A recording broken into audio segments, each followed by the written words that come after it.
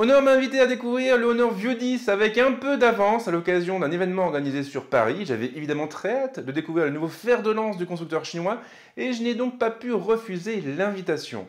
J'ai eu l'occasion de jouer pendant une grosse demi-heure avec le téléphone et j'en ai profité pour réaliser quelques plans histoire de pouvoir vous gratifier d'une vidéo de prise en main.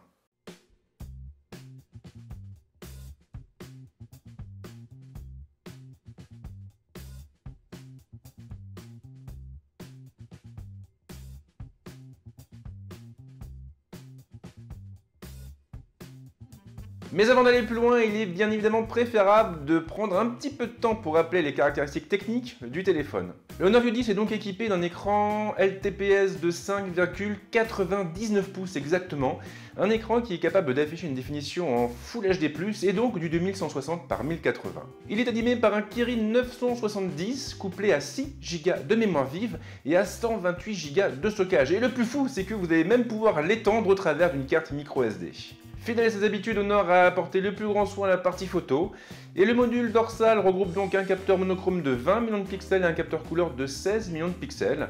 Les deux capteurs sont surmontés d'une optique ouvrant à 1.8, et malheureusement elle ne bénéficie pas du partenariat Leica puisque ce dernier se limite aux appareils de Huawei. La caméra frontale atteint pour sa part les 13 millions de pixels et on a aussi une grosse batterie de 3750 mAh.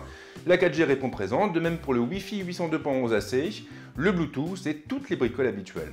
Mais le véritable atout du Honor View 10, c'est son prix puisqu'il est proposé à 499 € exactement et donc sous la barre symbolique des 500 €. Il faut d'ailleurs savoir qu'Honor n'a pas l'intention de lancer une ODR pour le moment puisque le constructeur a baissé le prix de son téléphone de 50 € par rapport au modèle précédent. Mais trêve de bavardage, le moment est venu de nous pencher sur le vif du sujet et donc d'attaquer le design et l'ergonomie du téléphone. Le Honor View 10 est assez différent du Honor 9 et il troque ainsi le verre au profit du métal. Son constructeur l'a en effet doté d'une belle coque en aluminium brossé. Métal oblige, le dos d'appareil est coupé par deux languettes positionnées en haut et en bas, des languettes utilisées par les antennes. Honor les a teintes pour les rendre plus discrètes. Le module photo est situé dans le coin supérieur gauche, les optiques ressortent d'1 ou de 2 mm de la coque. C'est un peu dommage, c'est vrai, mais ce n'est pas étonnant puisque le téléphone est d'une extrême finesse. Il atteint ainsi les 6,4 mm, il est donc l'un des téléphones les plus fins du marché.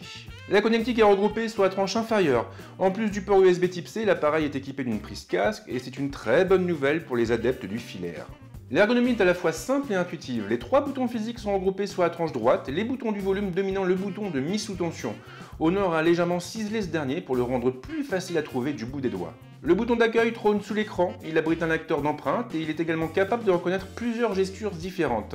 Il suffira ainsi de glisser son doigt vers la droite pour ouvrir le multitâche ou effectuer une pression courte pour revenir à l'écran précédent. Le retour à l'accueil pour sa part se fera avec une pression prolongée. Alors ce système il est à la fois intuitif et intelligent et surtout il est très utile parce que du coup on aura la possibilité de supprimer la barre de navigation tactile propre à la plateforme et donc de se concentrer davantage sur ce qui se trouve affiché à l'écran. Le Honor View 10 est extrêmement réactif en utilisation, je n'ai pas eu l'occasion d'approfondir faute de temps bien sûr, mais on sent tout de suite que le téléphone a du répondant. Il est évidemment difficile d'être surpris compte tenu de son processeur, le Kirin 870 est en effet de la ressource, et il n'a absolument rien à envier à ses concurrents. Il faut d'ailleurs rappeler que la puissance n'est pas son seul atout puisque la puce embarque également un NPU. Le Honor View 10 bénéficie donc d'une intelligence artificielle, il sera par exemple capable de reconnaître la scène photographiée et de modifier les réglages du téléphone en conséquence, ou même de précharger les applications les plus utilisées pour nous faire gagner du temps le matin. Juger d'un téléphone en une demi-heure est évidemment impossible, mais rien ne m'empêche de vous faire part de mes premières impressions. Alors au niveau du design, rien à dire, le téléphone est plutôt classique, la coque en métallique est jolie, elle lui donne même beaucoup de cachet, et l'écran est suffisamment grand et confortable pour nous permettre de profiter au mieux de nos contenus multimédia. L'ergonomie me plaît pas mal, je trouve ça intelligent d'avoir intégré des gestures sur le bouton d'accueil, ça permet du coup de se passer de la barre de navigation tactile et de se concentrer davantage sur ce qui est présent à l'écran. Alors au niveau de la puissance, au niveau des capacités photo-vidéo, j'ai pas eu l'occasion de beaucoup jouer avec le téléphone, je peux donc pas trop vous en dire et je me réserve pour mon test. Là en l'occurrence, on essaiera d'aller un peu plus loin et de nous intéresser davantage à toutes ces problématiques. En attendant, n'hésitez surtout pas à vous abonner à la chaîne ou à lâcher un petit pouce. Et c'est promis, on se retrouve très vite avec d'autres vidéos. Ciao!